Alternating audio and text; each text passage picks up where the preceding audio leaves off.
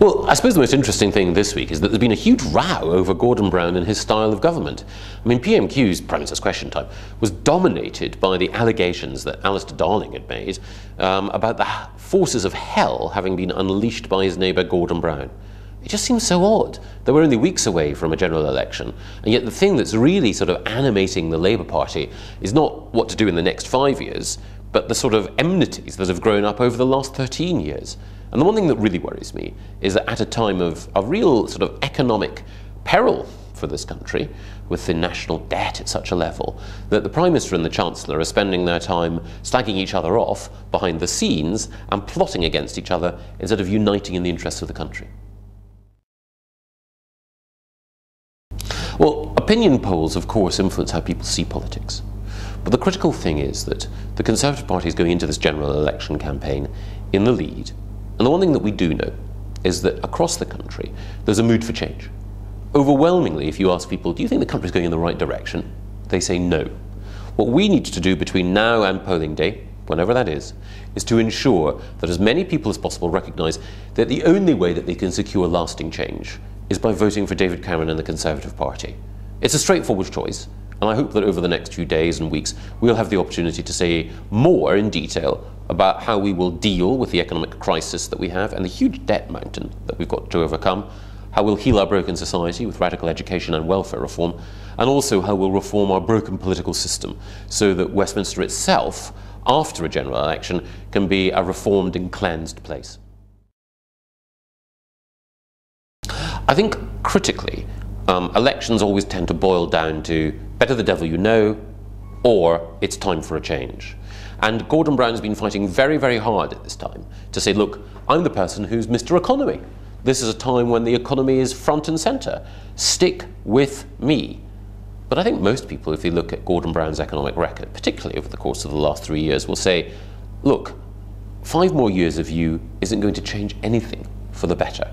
We've got to make sure that people realise there's a straightforward choice at the general election between more of Gordon Brown or a decisive new change in direction. And the critical thing is just making sure that that message comes through loud and clear.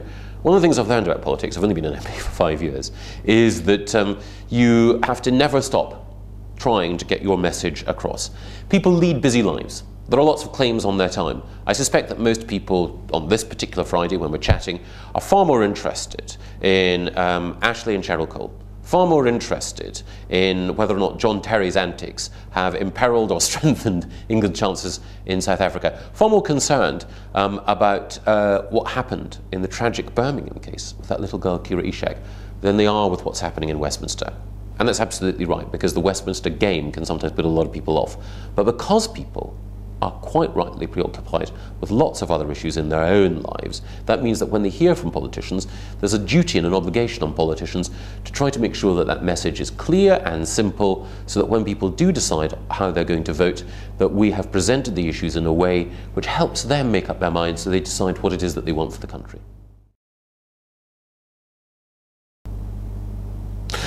At the forthcoming election, I just hope people vote. Obviously, I'd like people to vote for the Conservative Party, but I think the most important thing is to engage democratically.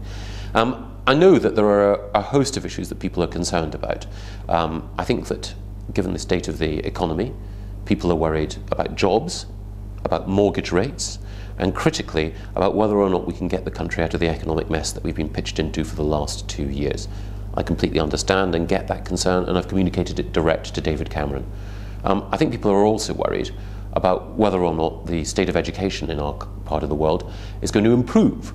And I have some specific proposals to give more power to teachers, to deal with discipline problems, and to get rid of some of the bureaucracy that's holding our head teachers back in order to ensure that the really fantastic local provision that we have can be improved, and then in those 1 or 2 areas where there is weakness, that we can get some change. And then finally, I know that recently in Surrey Heath, particularly in Camberley, people have been concerned about whether or not a locally listed building in a conservation area should be turned into a new mosque. Well, as we all know, with planning law, it's very important that we respect the rules, and there are protocols that govern how these decisions are made.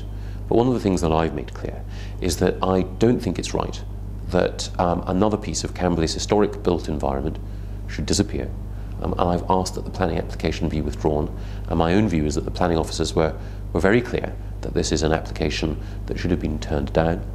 It shouldn't go ahead, and then we can have a conversation about how we can ensure that all Camberley, indeed all Surrey Heath's citizens, can have the facilities that they genuinely deserve, so we can continue, as we always have done, to rub along together very, very well.